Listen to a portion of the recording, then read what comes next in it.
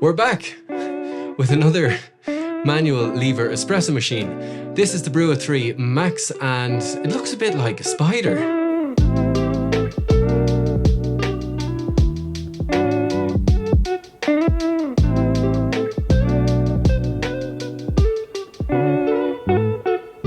So these are built by Newton Espresso down in New Zealand, and I've been using this Brua 3 Max now for the past few months, so it's about time that I told you what I think about it. But before I do, now I want to address something, because the last time I put out a video on a manual lever machine, I got a lot of hate, saying that I was biased, saying that I'd been bought, saying that I was wrong. So before going into another video on a manual lever machine, I want to make one thing clear.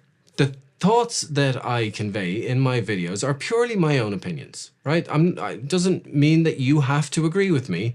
I'm just trying to convey what I think. You don't have to agree. You don't have to go out and buy something that I talk about. I'm not in any way trying to make you buy things. Although if you do want to buy this, there is a discount code, but you don't have to. I'm just telling you what I think, so that you, the consumer, can make a more informed decision if you do want to go and buy something. If you're already subscribed, welcome back, and you look great today. If you're new here, please consider hitting the subscribe button. It really helps out the channel. Here we talk all about coffee, coffee tools, coffee gadgets, coffee machines, coffee, everything basically, just all the coffee. So just go on there, hit the subscribe button. It's free to you, it means the world to me. Go on. So Hayden from Newton Espresso sent me this machine, no strings attached, in return for creating this video. As always, they don't get to see it before you do, and the thoughts that I'm going to convey in this one are my own thoughts. You don't have to agree, but these are my own thoughts about this machine. So let's get into it. Now, you're probably thinking the same thing that I did when I saw this machine for the first time. Isn't that going to break the first time you apply pressure to it? Well, turns out it's pretty damn strong. But we're going to come back to that a little bit later. As mentioned, these are made down in New Zealand, or in New Zealand if you're already in New Zealand, not down in New Zealand, but I think New Zealand's pretty much south of everywhere. And you can probably deduce from its design that its creators are a bunch of engineers and product designers. Now, the reason they created this was to give everyone the ability to make great espresso on a budget. And speaking of price, this comes in at 430 euros, or about $500, $510, somewhere around that. That's pretty good, price-wise, I think. So what do you get for your money? Well, it's a direct lever machine. It's modelled off an E61 style group head. It's therefore got an E61 style portafilter, and it's got an E61 style shower screen. One important thing to mention is there's no plastics or coatings on the brew path. That's important for a lot of you out there. There's a slimline pressure gauge, and that's about it. There's not much to this machine. I think it looks great. I know not everyone's going to agree with me, but I think it looks great. I really do. I think it looks brilliant. What do you think? Comment down below. So yeah, to me it's beautiful, right? And it feels like it doesn't take up any space because of all the negative space in there. So this is going to fit any kitchen countertop and not feel too intrusive, or a coffee bar, or anywhere really. It's almost a work of art. I really like it. Get a room with it then. Yeah. It also comes with a few other bits.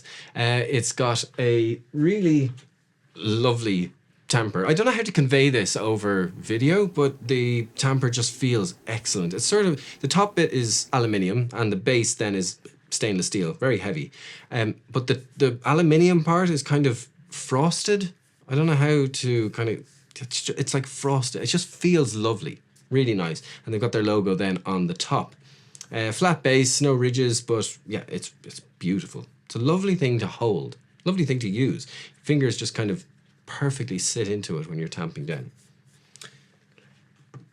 It also then comes with a drip tray, which is kind of in two parts, and yeah, it's a drip tray, works well. Also made out of stainless steel, and the portafilter equally is beautiful. It's got this slimline wooden handle, maple wood. I think it's maple and maple. And the portafilter itself then is beautifully polished, and it just is a nice thing to hold. Right, and while I'm on it actually, the basket is also pretty good. But being 58mm, you can swap it out for a high extraction basket if that's what you prefer. And last but not least, it has a pressure gauge which follows the same sort of aesthetic as the rest of the machine and is very slimline, petite, small. So overview out of the way, we're going to answer some questions now. No, within the normal parameters of making espresso, this thing is going to hold up absolutely fine. Now, in saying that, when I got this machine first, it did seem a little bit delicate because it kind of flexes a little bit. So I was skeptical. When you lock in the portafilter, the whole kind of top part seems to move, and when you apply pressure, the frame kind of flexes. Now that skepticism has since very much diminished. I've used this many hundreds of times at this stage, and that skepticism has absolutely gone away. But I do remember that feeling when I started using it first. So if you do get one of these, you will notice it at the start, but that quickly diminishes. Apart from the flexing, it's built really well. Everything fits together nicely. There's not many pieces, but the pieces that do exist fit together well, and it feels like it's a premium product. One thing I feel like could have been done a little better though are the screws that hold it all together. They don't really sit flush with the machine itself. Maybe if you did do an indent to allow the screws to sit flush, then it would impact the structural integrity. I'm not sure, I don't know, I'm just guessing. But that's one thing I did notice. The water chamber body is aluminium, and it's got sort of lined on the inside then with stainless steel, raw stainless steel, so no plastics, no coatings, nothing like that for the brew path. Drip tray, like I said, is stainless steel. The tamper base is stainless steel, and then the tamper handle is aluminium. You've got the wood accents, like I said, I think it's maple. And that's about it. The only pieces of plastic that I could find on the entire machine are the end pieces, or the bungs at the end of the legs, and then the line that goes out from the pressure gauge. Everything else is made of metal and wood, obviously. The gaskets are gaskets. If you made gaskets out of wood, they wouldn't really be gaskets, would they now? Or O-rings for that matter. So let's just bypass that because every machine has them. No, there is not. Not currently, anyway. Let me explain. Newton are testing and developing a heating element for this machine. Not quite ready yet, not sure when it will be ready, or if it will be ready, or if it will actually happen. But that's what the hole on the back of the brew chamber is going to be used for. Honestly, if they did a heating element for this machine, it would be almost perfect.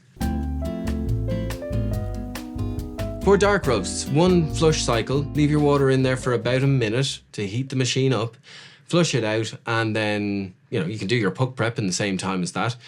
Flush it out, one heat cycle, absolutely fine. For medium roasts, you're going to need probably another heat cycle in that, so 2 heat cycles, or you can just kind of pour boiling water into it and let it run through. That works as well. Light roasts, you will struggle. Now, if the heating element existed, I'm sure that it would definitely allow us to get that kind of thermal management that we need for light roasts, get the temperatures right up. But at the moment, in its current state, I don't think it's going to do light roasts all that well. Certainly not ultra light roasts. I'm not going to sugarcoat it. It is what it is. Just, yeah, heating element, please, Newton. It holds 90 mils of water in the chamber, so that's going to give you enough for about 60 to 65, somewhere around that, for extraction. So that's going to give you the opportunity to play around with some bigger ratios, right? I have had no problem reading the pressure gauge during pulling shots. Yep. Yes, it is smaller than a traditional pressure gauge, but it's nice. It fits the aesthetic of the machine, and I've had no problem reading it. The assembled weight is 3.5 kilos. It looks like a spindly spider, but actually when you pick it up, it's a lot heavier than you think it would be. I kind of wish the drip tray was U-shaped to fit into the back of the machine. That would be nice. And I also kind of wish that the screws were flush with the machine, but again, you don't really see the screws, so not a big deal. I also don't love the plastic bungs at the end of the legs. I just think they kind of take away from the whole thing, but that's that. I'm nitpicking now. This is just such a simple and approachable machine to use. It delivers pressure very well, it's easy to control, and it's a very approachable machine. If you have a good grinder and you get your thermal management right, you're going to be making very tasty shots pretty quickly with this machine. So enough of the questions. Let's just pull a shot and see how this thing does. Cue the music.